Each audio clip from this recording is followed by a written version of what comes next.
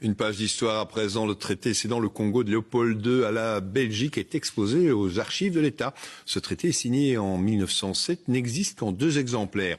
Et au fil du temps, ces documents ont mystérieusement disparu jusqu'il y a 2 ans où l'un d'eux a été retrouvé dans une salle de vente. Il est à nouveau propriété d'État. François Andréoletti, Stéphanie Merken, Patrick Michal et Françoise Barré. Sous nos yeux curieux, un document authentique, rare, sur du papier de chiffon.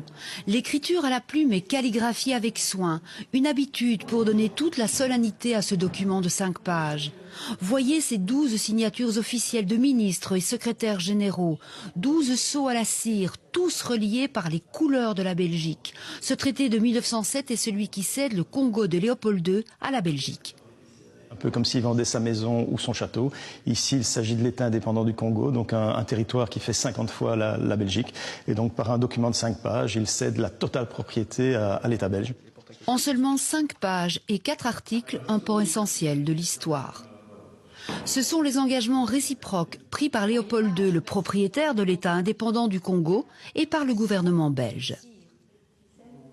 Il cède les sols, il cède les bâtiments et il cède aussi toutes les ressources, que ce soit agricoles, minières ou autres. Le caoutchouc, l'ivoire, tout est cédé via cet acte, mais il n'y a aucun mot pour les populations en fait.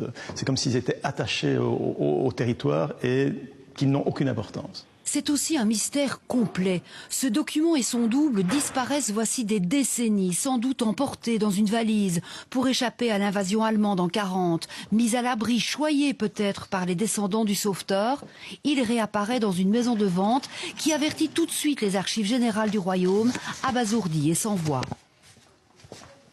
Donc, étant donné que les documents d'archives produits par des services publics ont un caractère inaliénable et imprescriptible, ça autorise les archives de l'État à les récupérer partout où ils se trouvent, c'est-à-dire tant en Belgique qu'à l'étranger. Par discrétion, le nom de celui qui a tenté de le vendre restera secret. Ce document est aujourd'hui aux archives générales du Royaume, parmi les 15 kilomètres d'archives des périodes coloniales.